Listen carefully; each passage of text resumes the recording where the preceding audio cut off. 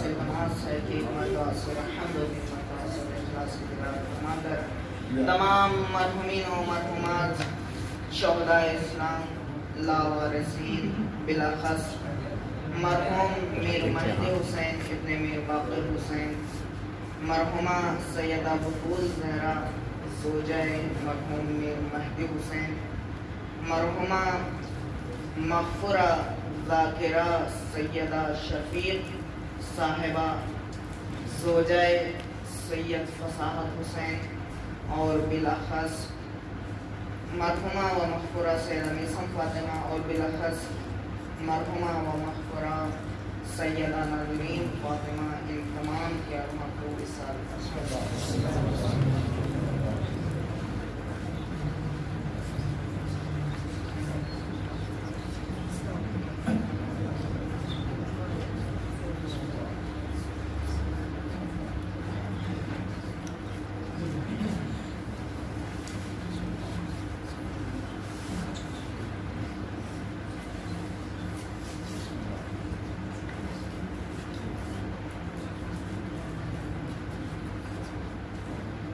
اعوذ باللہ من الشیطان الرجیم، بسم اللہ الرحمن الرحیم، الحمد للہ من اول الدنیا الى فنائها ومن الآخرة الى بقائها، ثم الصلاة والسلام والتحیة والإکرام على اشرف الانبیاء والمرسلین، خاتم النبیین المخاطب بالطه والياسین، جد الحسن والحسین ابی القاسم محمد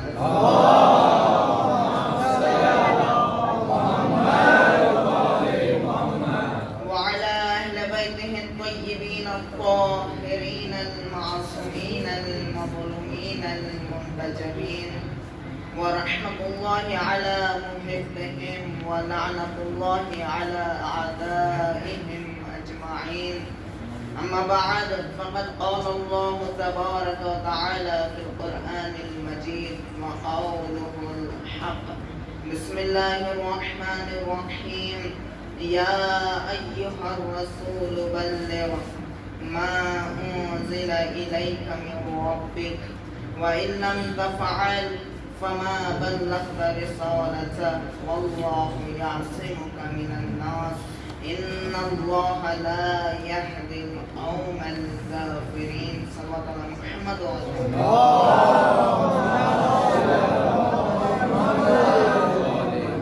عزیزان ایمان، سب سے پہلے میں آپ تمام حضرات کا بہت ہی زیادہ سپاسگزار ہوں کہ آپ تمام نے اپنا قیمتی وقت اس مجالس اعضاء کے لیے صرف کیا ہے، اور خدا سے دعا گو ہوں کہ خدا آپ تمام کو اجر عظیم سے مشرف فرمائے.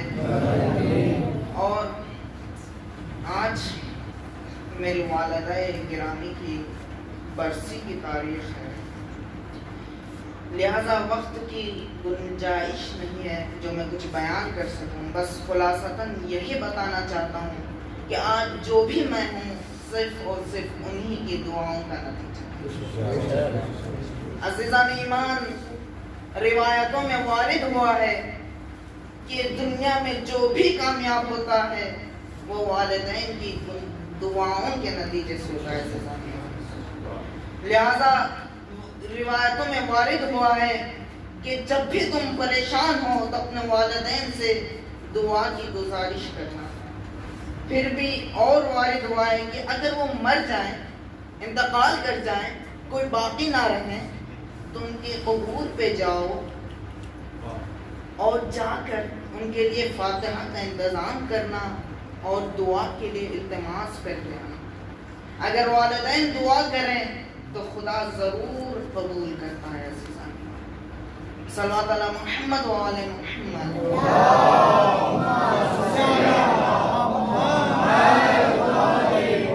میں اپنے موضوع پہ آ رہا ہوں کہ خداوند متعال نے کہا یا ایھا الرسول بلغ، اے رسول پہنچا دو، ما انزل الیک من ربک، جو تمہارے پروردگار کی جانب سے بھیجا گیا ہے، جو پیغام تمہارے خدا کے جانب سے پہنچایا گیا ہے. وَإِن لَمْ تَفْعَلْ، اگر تم نے پہنچایا نہیں، انجام نہیں دیا، فَمَا بَلَّغْتَ رِسَالَتَهُ، گویا تم نے کچھ بھی انجام نہیں دیا، گویا تم نے رسالت کو ادھورا چھوڑ دیا، گویا تم نے ناقص کر دیا۔ اب سوال یہ ہے کہ دیکھیں، ہم اپنا میں مثال لیتے ہیں، مثلا کوئی شخص ہے، میرا پورے کام انجام دیتا ہے، تمام امور کو انجام دیتا ہے، میں اس سے یہ کہہ دوں کہ اگر تمام کو تو انجام دے رہا ہے وہ اپنی جگہ پہ، اگر یہ انجام نہیں دیا تو کچھ بھی نہیں کیا، تو کیا عقل تسلیم کرتی ہے؟ توجہ، کیا عقل ہماری تسلیم کرتی ہے کہ بھائی تمام امور کو انجام دیا ہے، ایک امر چھوڑ دے تو کیا ہوا؟ لیکن خدا نے کہا نہیں، اگر کچھ بھی یہ اگر نہیں پہنچایا تو گویا کچھ بھی نہیں کیا۔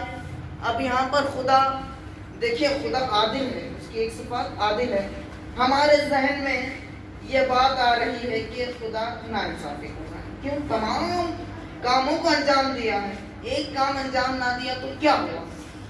ایسا کیوں کہا کہ کچھ بھی انجام نہیں دیا؟ تو اب اس میں ہماری عقل یہ کہہ رہی ہے کہ یہ ناانصافی ہے، لیکن خدا یہ کہہ رہا ہے کہ یہ سراسر انصاف ہے۔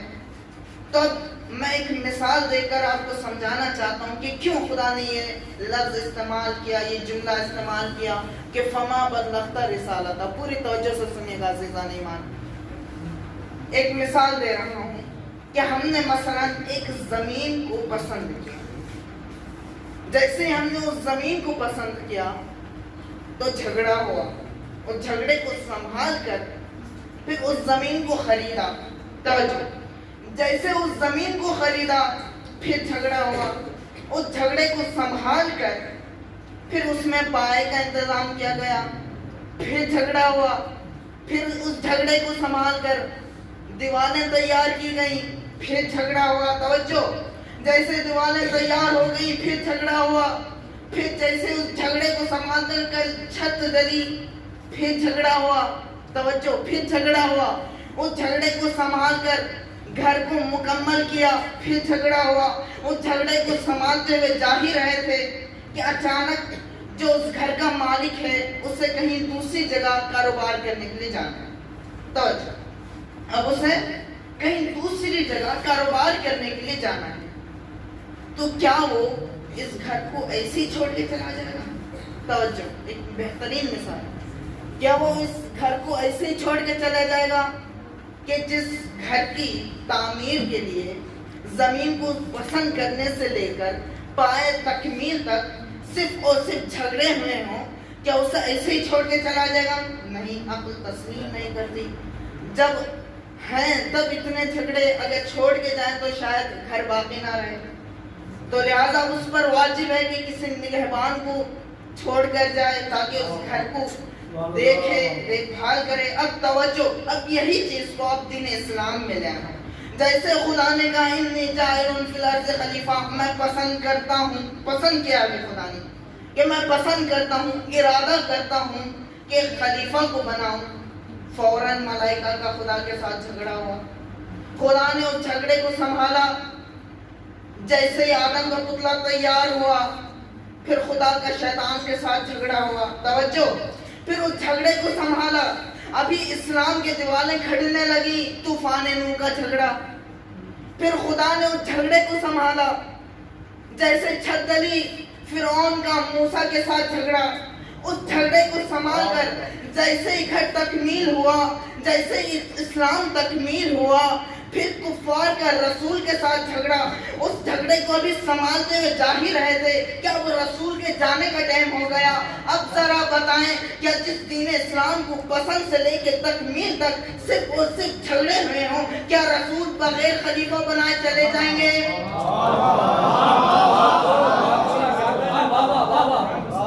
عزیزان ایمان، کیا عقل تسلیم کرتی ہے؟ نہیں۔ تو لہذا رسول نے خلیفہ بنایا، جیسے ہی کہا من کنتم مولا فہذا علی المولا، آیت نازل ہوئی الیوم یئس الذین کفروا من دینکم، اب کفار تمہارے دین سے مایوس ہیں۔ کیوں مایوس ہیں؟ اس لیے کفار نے یہ سوچا تھا کہ جب رسول انتقال کر جائیں گے، جب رسول اس دنیا سے رخصت ہو جائیں گے تو پھر ہم مسلمانوں کو بھٹکائیں گے، پھر ہم انہیں گمراہ کر دیں گے، تمام مسلمانوں کو کفار کر دیں گے، تمام رسول کی محنتوں کو رائگاں جانے دیں گے۔ اب ذرا بتائیں کہ رسول نے خلیفہ منتخب کیا یا نہیں؟ لیکن مسلمانوں نے کیا کیا؟ اب اسی کے آیت میں یوم یئس الذین کفروا من دینکم، اس کیا بات کا ہے؟ کیا ہے؟ فلا تخشوہم، بس اے رسول تمہیں کفار و مشرکین و منافقین سے خوف کرنے کی ضرورت ہے، وخشونی، مجھ سے خوف کرو۔ ادھر آیت اللہ شہید مطہری اپنی کتاب امامت و رہبری میں بیان کرتے ہیں وخشونے سے مراد اپنوں سے خوف کرو، غیروں سے نہیں۔ یعنی اگر اب تمہیں غدیر کے بعد خوف کرنا ہے تو کفار سے خوف کرنے کی ضرورت نہیں ہے، بلکہ اپنوں سے خوف کرو۔ تو شاعر نے کیا خوب کہا ہے، مجھے اپنوں نے لوٹا ہے، غیروں میں کہاں دم تھا، میری کشتی وہاں ڈوبی جہاں پانی کم تھا۔ یعنی بعد رسول دین اسلام کے بعد، یعنی بعد رسول جو واقعات وہ پذیر ہوئے، جو اختلافات رونما ہوئے، ان تمام کا حل صرف اور صرف غدیر تھی جسے لوگوں نے فراموش کیا، جس کا نتیجہ یہ ہوا کہ دین اسلام 73 فرقوں میں تقسیم ہو گیا۔ آج پوری دنیا تکالیف میں مبتلا ہے، مشکلات سے دوچار ہے، مسائل میں گرفتار ہے۔ صلوات علی محمد و آل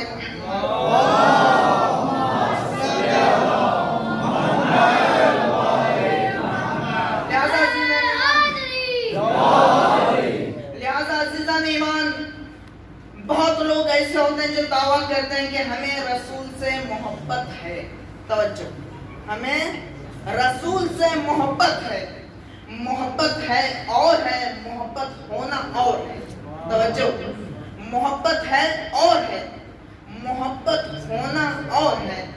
ایک مثال دے کر میں بتانا چاہتا ہوں کہ مثلا کوئی شخص علی پور میں، چاہے جہاں بھی ہو، مثال ہے کہ علی پور میں ایک شخص رہتا ہے جو باہر کاروبار کرتا ہے لیکن علی پور میں آیا ہے۔ ہم نے کہا کہ کب جاؤ گے؟ کہا کہ فی الحال نہیں، والد کی طبیعت بہت زیادہ خراب۔ ہم نے سوچا کہ بیٹے کو والد سے محبت ہے۔ 2 دن کے بعد پھر پوچھا کہ گئے نہیں؟ اس نے کہا اب تو بہت زیادہ طبیعت خراب ہے، اب تو نہیں جا سکتا۔ ہمارے ذہن میں صرف یہی تھا کہ اسے بیٹے کو باپ سے بہت زیادہ محبت ہے۔ اسی کے دوسرے دن خبر ملی کہ باپ کا انتقال ہو گیا ہے۔ اب ہم نے سوچا کہ اس بیٹے کے پاس جائیں، اسے دلاسا دیں، تسلی دیں۔ جیسے جا کر دیکھا کہ باپ کا غسل ہو رہا ہے، بیٹا موجود نہیں۔ توجہ، باپ کا غسل ہو رہا ہے لیکن بیٹا موجود نہیں۔ پھر دیکھا کہ کفن ہو رہا ہے لیکن بیٹا موجود نہیں۔ دفن ہو رہا ہے، بیٹا موجود نہیں۔ پھر دوسرے دن بیٹا ملا۔ ہم نے کہا بھائی کہاں تھے؟ اس شخص نے، اس بیٹے نے کہا کہ میں کہیں باہر جا کر باپ کی جائیداد دیکھ رہا تھا کہ کہاں کہاں ہے، کہاں کہاں نہیں۔ اب ہمارے ذہن میں یہ آیا کہ بیٹے کو باپ سے محبت نہیں تھی بلکہ باپ کی دولت سے محبت تھی۔ اب یہی چیز آپ دین اسلام میں لے آئیں۔ جب رسول خدا ضعیف ہو گئے تھے، بیمار ہو گئے تھے، بستر علالت پہ تھے، تو انہوں نے حکم دیا تھا تمام مسلمانوں کو کہ آپ تمام جائیں، لشکر اسامہ میں شامل ہو جائیں اور رومیوں سے جا کر جنگ کریں۔ کچھ لوگ تھے جنہوں نے یہ کہہ دیا تھا کہ نہیں رسول بہت زیادہ بیمار ہیں، ہمارا دل یہ تسلیم نہیں کر رہا کہ ہم ان کو چھوڑ کر جائیں۔ توجہ، پھر کچھ دیر اور گزری، رسول نے کہا کہ جو میرے حکم کو نہیں مانتا اس پر خدا کی لعنت، مہربانی کر کر چلے جائیں۔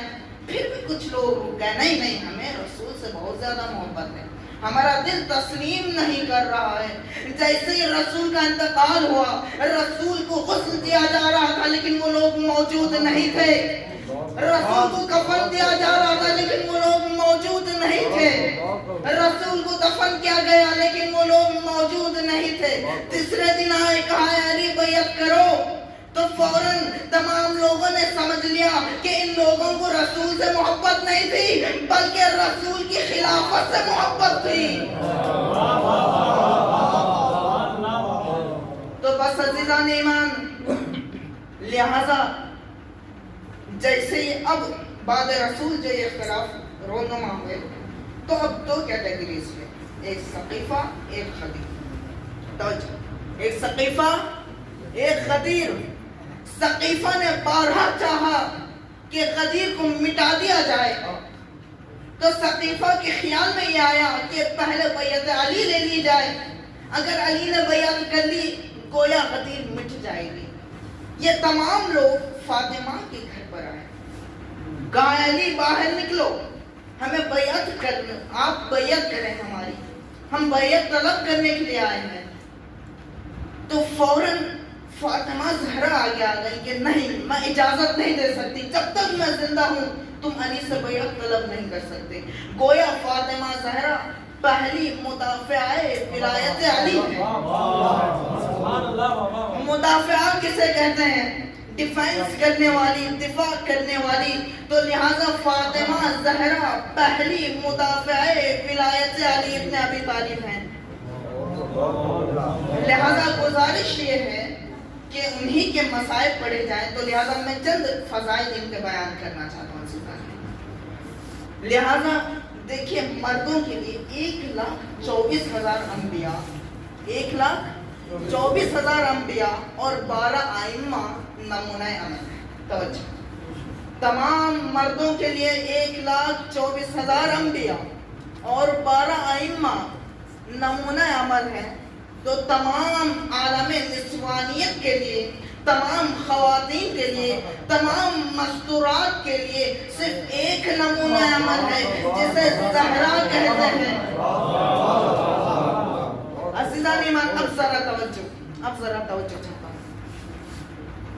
سائنس کہتی ہے کہ خواتین، ایک عورت کی عقل و شعور کی ابتدا 17 برس سے 20 برس کے درمیان میں ابتدا ہوتی ہے. ایک عورت کی عقل و شعور کی ابتدا 17 برس سے لے کر 20 برس کے درمیان میں ہوتی ہے.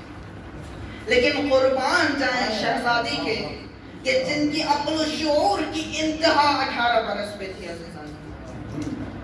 دیکھیں، معرفت کے دو پہلو ہیں، ایک ظاہری ایک باطنی. اب توجہ پوری ذمہ داری کے ساتھ پڑھ رہا ہوں. معرفت کے دو پہلو ہیں، ایک ظاہری ایک باطنی.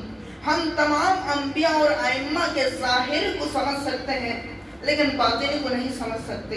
لیکن یہ واحد زہرا ہے کہ نہ جن کے ظاہر کو دنیا نے سمجھ سکی اور نہ باطن کو، ظاہر کو نہیں سمجھ سکے. عزیزان ایمان، زہرا کے ظاہر کو نہیں سمجھ سکے.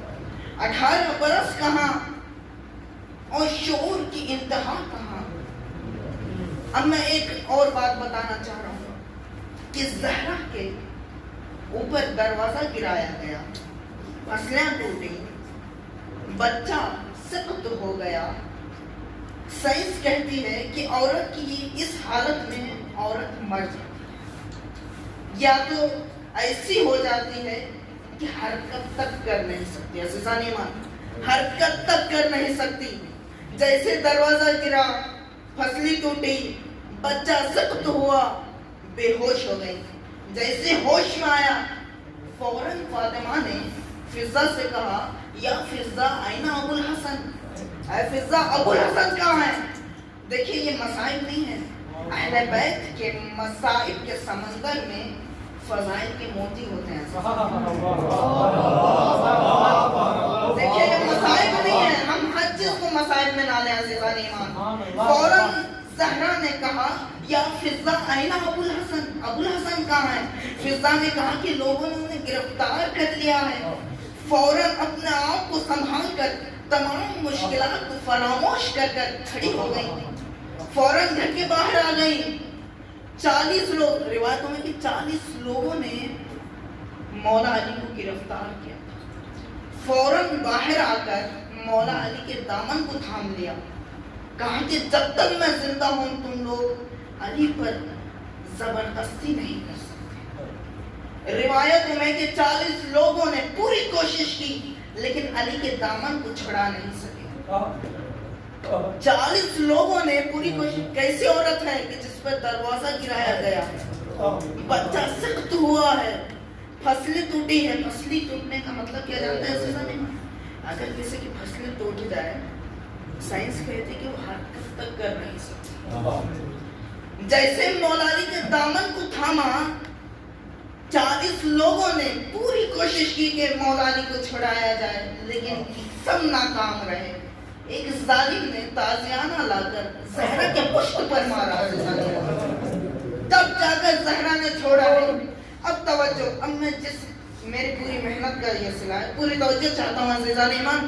نتیجہ یہی ہے کہ زہرا نے وہ کون سی طاقت کو استعمال کیا تھا۔ توجہ، علماء بیان کرتے ہیں جب کوئی انسان اپنے آپ کو کسی حقیقت سے منسلک کر دیتا ہے، پھر خود بخود وہ اپنے مشکلات کو چھوڑ کر حقیقت کی طرف توجہ کرتا ہے، اس حقیقت کو ولایت علی ابن ابی طالب کہتے ہیں۔ عزیزان ایمان توجہ،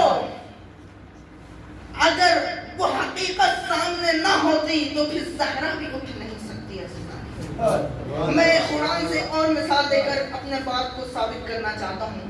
جب ہاجرہ تنہا تھی کوہ صفا اور کوہ مروہ کے درمیان، اسماعیل پیاس سے تڑپ رہے تھے۔ توجہ، تو گرمی کا یہ عالم متعارف تھا کہ زیادہ دیر پیاسا چل نہیں سکتا، اور قرآن میں ہے کہ ہاجرہ نے 7 چکر صفے کوہ صفا کا لگایا اور 7 چکر کوہ مروہ کا۔ وہ کیسے لگایا؟ اس لیے کہ ہاجرہ نے اپنے آپ کو ایک حقیقت سے منسلک کیا تھا، اور اس حقیقت کا نام نبوت ہے۔ اب دیکھیں، میں پورے طرح سے نچوڑ کرنا چاہتا ہوں، پھر اپنے موضوع یعنی غدیر کی طرف سے دوبارہ آؤں گا۔ نچوڑ سنیے گا عزیزان ایمان۔ زہرا تمام عالم نسوانیت کے لیے ایک واحد نمونہ عمل ہے۔ تمام چیزیں ان کے اندر پائی جاتی تھی، عدالت، شجاعت۔ لوگوں نے زہرا کی شجاعت کو مذاہب میں لایا تھا، یہی موضوع کہ اپنا آپ کو سنبھال کر علی کا دامن پکڑنا ایک شجاعت کا کام ہے، ایک ہمت کا کام ہے۔ اب ایک شعر پڑھ کر میں پھر اپنے موضوع پر جا رہا ہوں کہ شاعر نے کیا خوب کہا: زبان پہ ذکر ہے، دل میں محبت فاطمہ کی ہے۔ زبان پہ ذکر ہے، دل میں محبت فاطمہ کی ہے، خدا کا شکر ہے یہ بھی عنایت فاطمہ کی ہے۔ آپ سبھی جانتے ہیں کہ اگر قوم شیعہ باقی ہے تو فاطمہ زہرا کی دعا سے۔ خدا کا شکر ہے یہ بھی عنایت فاطمہ کی ہے، خدا کا شکر ہے یہ بھی عنایت فاطمہ کی ہے۔ بتاتا ہے یہی عالم نسوان کی طغیانی۔ عالم نسوان یعنی خواتین، عورتیں، طغیان یعنی نافرمانی۔ آج کل دنیا میں خواتین بہت زیادہ نافرمان ہیں۔ توجہ، بتاتا ہے یہی عالم نسوان کی طغیانی، جہاں کی عورتوں کو پھر ضرورت فاطمہ کی ہے۔ جہاں کی عورتوں کو پھر ضرورت فاطمہ کی ہے۔ اب عدالت فاطمہ دیکھیے گا، کنیزیں رہ کر بھی پڑے ہیں ہاتھ میں چھالے، کنیزیں رہ کر بھی پڑے ہیں ہاتھ میں چھالے، کنیزیں رہ کر بھی پڑے ہیں ہاتھ میں چھالے، زمانے بھر میں یہ واحد عدالت فاطمہ کی ہے۔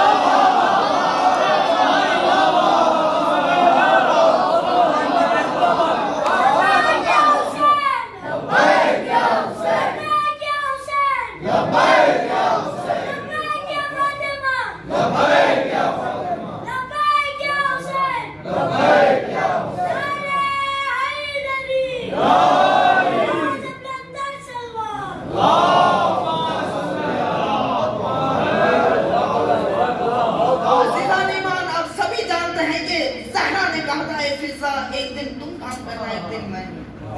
اب قوت فاطمہ کے ذہن میں قوت فاطمہ کیا تھی؟ طاقت، شجاعت، جرأت، ہمت کیا تھی؟ توجہ، شاید کیا خود کہتا ہے خمینی نے فقط تسبیح کی طاقت دکھائی تھی. خمینی نے فقط تسبیح کی طاقت دکھائی تھی، خدا ہی جانتا ہے کتنی قوت فاطمہ کی ہے.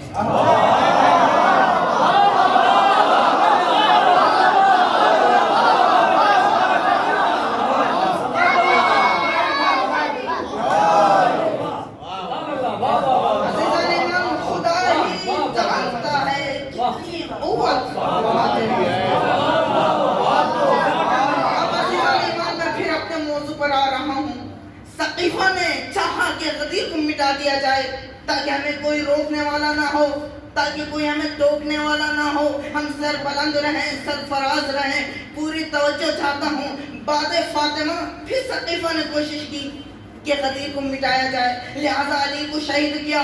سقیفہ خوش ہونے لگا کہ غدیر مٹ گئی، لیکن امام حسن سامنے آ گئے. پوری توجہ، امام حسن کو شہید کیا. ادھر سقیفہ خوش ہو گئی کہ ہم نے غدیر کو مٹا دیا، لیکن پھر بھی نہیں مٹی. پھر سقیفہ نے امام حسن کے جنازے پر تیر لگائے. پھر سوچا کہ غدیر مٹ گئی، لیکن پھر بھی غدیر نہ مٹی. تو لگاتار 50 سال تک سقیفہ نے کوشش کی کہ غدیر کو مٹایا جائے، لیکن پھر بھی غدیر نہیں مٹی. تو پھر ایک میدان کو سجایا گیا، ایک طرف سقیفہ کا لشکر، دوسری طرف غدیر کا لشکر. سقیفہ کا وارث یزید تھا، غدیر کا وارث حسین تھے. سقیفہ کا وارث یزید تھا، غدیر کے وارث حسین تھے. سقیفہ نے حسین کو شہید کر سقیفہ نے حسین کو شہید کر یہ سوچ لیا کہ اب ہمیں کوئی ٹوکنے والا نہیں، کوئی روکنے والا نہیں، اب ہم سر بلند ہیں. ادھر خوشی کے نعرے بج رہے تھے، ادھر خوشی کے باجے بج رہے تھے کہ اچانک کربلا میں منظر تبدیل ہو گیا. کیا دیکھا کہ چلتے ہوئے خیمے سے ایک صحیفہ آ رہی ہے. پشت پر جوان کو لیتے ہوئے زینب نے سجاد کو بچا کر سقیفہ کو منہ توڑ جواب دیا ہے. سقیفہ کیا سوچتا ہے؟ تو سوچ رہا یہ ہے کہ غدیر مٹ گئی، ابھی وارث غدیر زندہ ہے.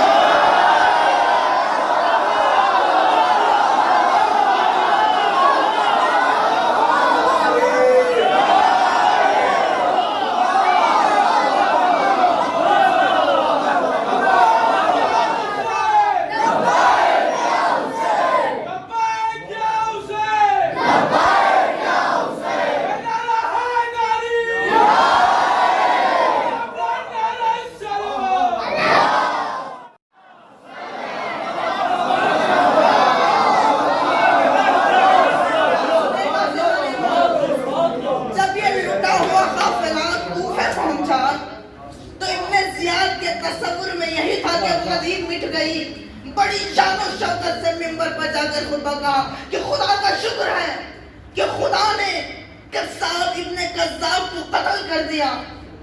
ابھی خطبہ کہہ ہی رہا تھا کہ زینب کھڑی ہو گئی. کہے جھوٹے خاموش رہے، خدا نے نہیں بلکہ تو نے نبی کے نواسے کو قتل کیا ہے، نہ کہ قصاب ابن قذاب کو. فوراً جیسے ہی پسرے سعد نے ابن زیاد نے یہ سوچا کہ شاید ابھی غدیر زندہ ہے، شاید ابھی غدیر زندہ ہے.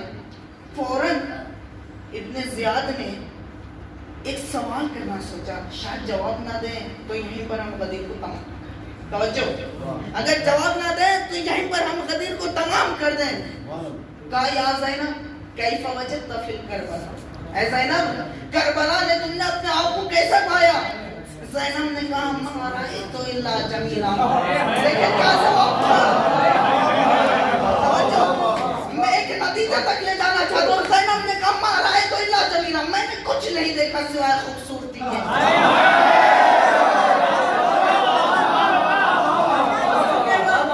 فوراً شمر کھڑا ہوا. شمر نے کہا یہ جھوٹ بولتی ہے، اس کے بھائی شہید ہو گئے، اس کے بھتیجے شہید ہو گئے، اس کے بھانجے شہید ہو گئے، تمام اصحاب شہید ہو گئے. یہ کہہ رہے ہیں کہ کچھ نہیں دیکھا سوائے خوبصورتی کے. زینب نے کیا خوبصورت جواب دیا، انی اعلم ما لا تعلمون، جو نہیں جانتے.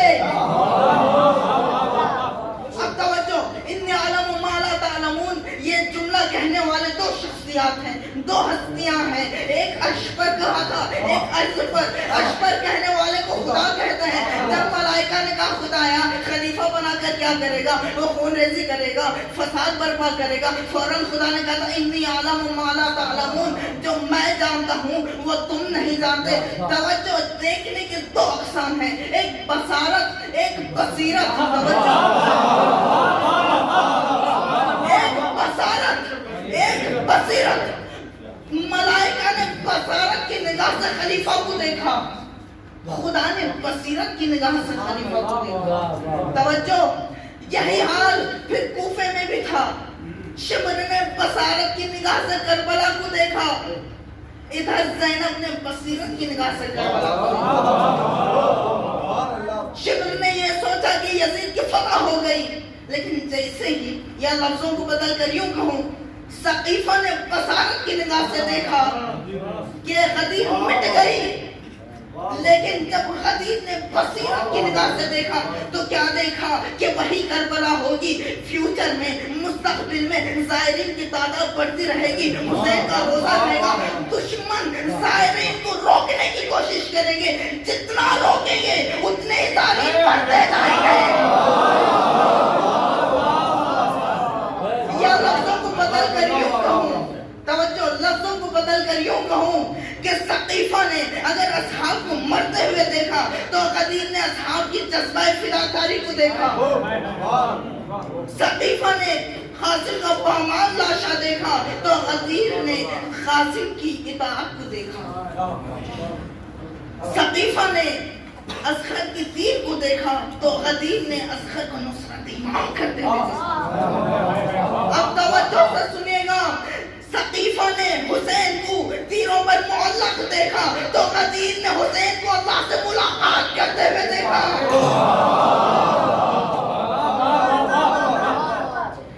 اب میں تھوڑا سے چند مصرے، یعنی مثلا اشعار میں شاعروں نے کہے تھے کہ ابو طالب کافر ہے.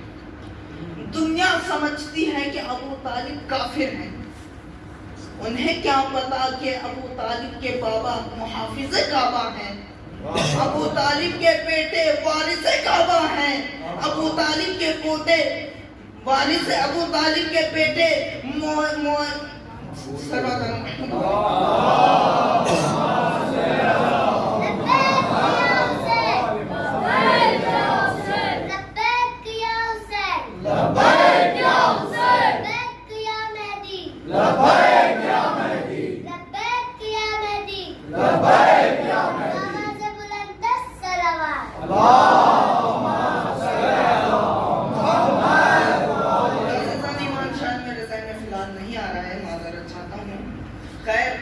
جیسے ہی زینب نے ان تمام کو بتایا کہ انی اعلم ما لا تعلمون، فوراً زینب نے وہاں پر پھر دوبارہ غدیر کو زندہ کر دیا.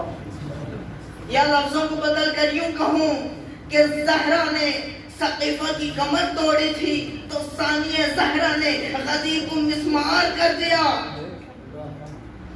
زہرا نے اگر ثقیفہ کی کمر توڑی تھی تو پھر ثانیہ زہرا نے ثقیفہ کو مسمار کر دیا، ثقیفہ کو نابود کر دیا. صلوات علی محمد و آل محمد.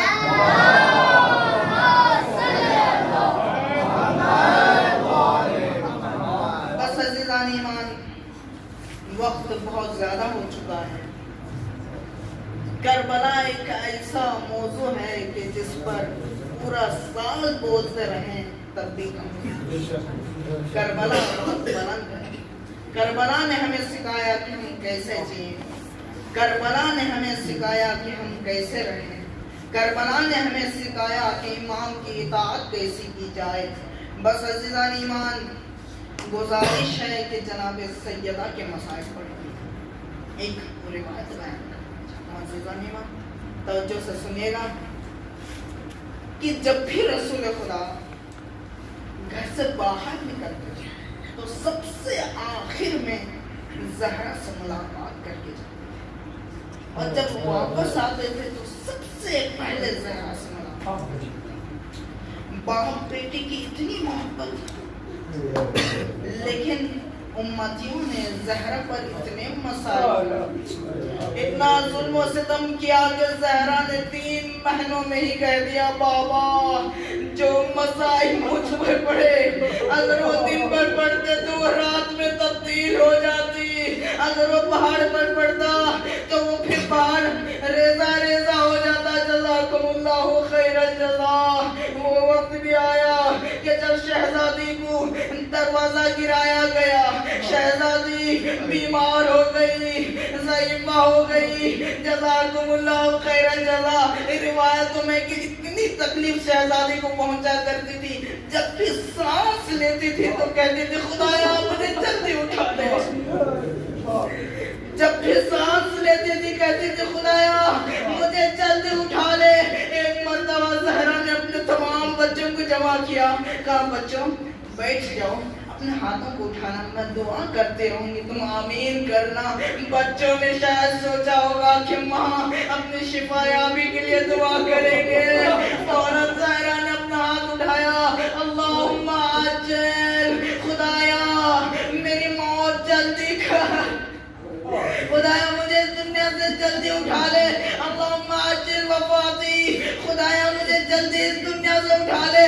فوراً بچوں نے آمین کہنے کے بجائے حسن نے حسین کو دیکھا، حسین نے زینب کو دیکھا، ارے زینب نے کلثوم کو دیکھا۔ ارے جزاکم اللہ خیر الجزا۔ بیوی بہت پریشان تھی، بہت مشکل میں تھی، فوراً بارہ دعا کرتی تھی خدایا مجھے اٹھا لے۔ جزاکم اللہ خیر الجزا۔ ایک مرتبہ شہزادی نے کہا ہے ام سلمہ میں ایک حجرے میں جا رہی ہوں، جب تک میری تسبیح و تحلیل کی آواز آتی رہے سمجھنا ابھی زہرا زندہ ہے، جب آواز بند ہو جائے تو سمجھنا کہ میں اس دنیا سے رخصت ہو گئی۔ پھر کہا کہ جب حسنین آئے پہلے انہیں کھانا کھلانا، پھر میری خبر مرگ دینا۔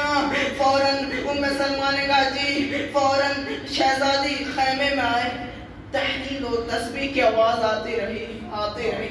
ادھر ام سلمہ ان آوازوں کو سنتی رہی اور گریہ کرتی رہی، کیا دیکھا کہ حسنین آ رہے ہیں، ادھر آواز بند ہو گئی۔ فوراً ام سلمہ رو رہی تھی، فوراً حسنین کو دیکھ کر خاموش ہو گئی، دسترخوان بچھایا بچوں کھانا کھا لو۔ حسنین نے کہا جب تک ماں نہیں آئے گی ارے ہم کھانا نہیں کھاتے۔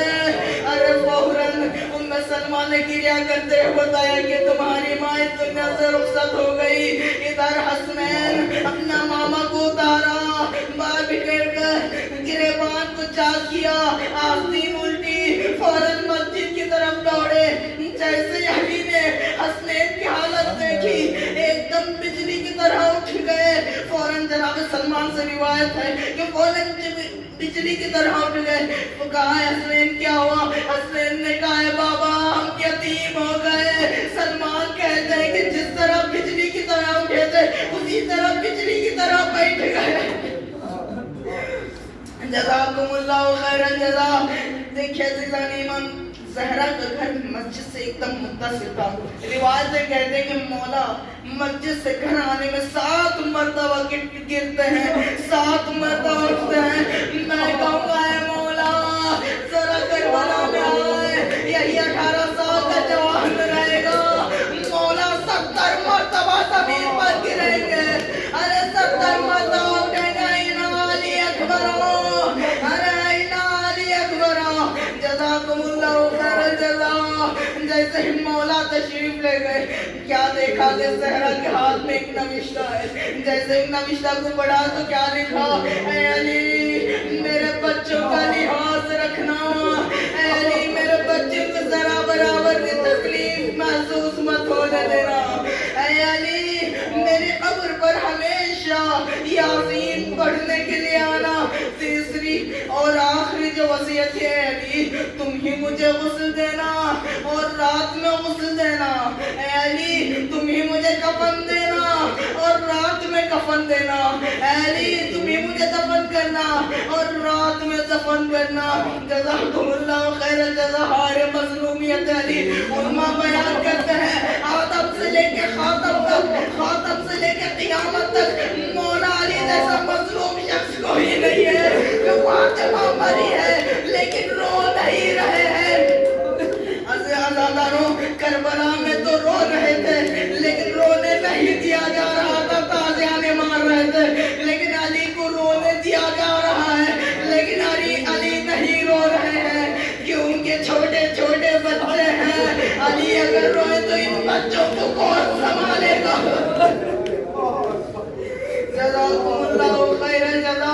دیکھیے عزاداروں، 3 میتیں ایسی ہیں کہ جن کے غسل کے وقت غسالہ لوگ روئے ہیں۔ پہلی میت جناب زہرا کی ہے۔ جب مولا علی نے غسل دینا شروع کیا تو چیخ مار کر کریا ازاری کرنا شروع کر دیا۔ سلمان نے کہا اے مولا کیا ہوا تھا؟ تو علی نے رو رو کر بیان کیا کہ زہرا کی پسلی ٹوٹی ہوئی تھی، لیکن زہرا نے مجھ سے بیان نہیں کیا۔ جزاکم اللہ خیر الجزا۔ دوسری میت جناب سکینہ کی ہے۔ جب جناب سکینہ کو غسل دینے کے لیے غسالہ آئی تھی، جیسے کپڑوں کو نکالنا چاہا، کیا دیکھا کہ کپڑوں کے ساتھ ساتھ گوشت بھی نکل رہا تھا۔ فوراً غسالہ نے کہا اے زینب کیا ہوا؟ اس بچے کو کوئی بیماری تھی؟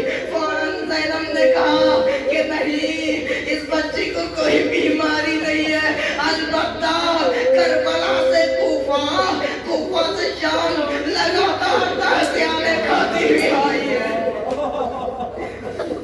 جزاکم اللہ خیر الجزا۔ تیسری میت چوتھے امام کی ہے۔ جب 5 امام نے چوتھے امام کو غسل دینا چاہا تو کیا دیکھا کہ ابھی بھی توق کے زخم تازے ہیں۔ فوراً مولا نے گریہ‌آوری کرنا شروع کیا کہ 35 سال پہلے توق ڈالا گیا تھا، لیکن ابھی بھی وہ زخم تازے۔ جزاکم اللہ خیر الجزا۔ عزاداروں بس کہہ دینا آسان ہے، تھوڑا علی کے دل سے پوچھئے، ارے کوئی دلاسا دینے والا نہیں ہے، کوئی بزرگ بھی نہیں ہے، نہ کریا کر سکتے ہیں۔ اتنی بہترین شریک حیات جدا ہو گئی ہے، اور ننھے بچے تقریباً امام حسن 7 برس کے، امام حسین 6 برس کے، زینب تقریباً 4 برس کی، ام کلثوم 3 برس کی۔ اتنی چھوٹے بچوں کو علی نے سنبھالا لیکن گریا نہیں کیا۔ ایک مقام کو آیا کہ علی نے کہا اے بچوں آؤ اپنے ماں کا دیدار کر لو۔ تمام آ گئے لیکن حسین نہیں آئے۔ مولا علی اس مقام پر گریا کرنے لگے، اے حسین آ جاؤ۔ حسین نے کہا میں فخر عیسیٰ ہوں، عیسیٰ کے لیے مریم نے بلایا تھا، میرے لیے بھی زہرا بلائیں گی۔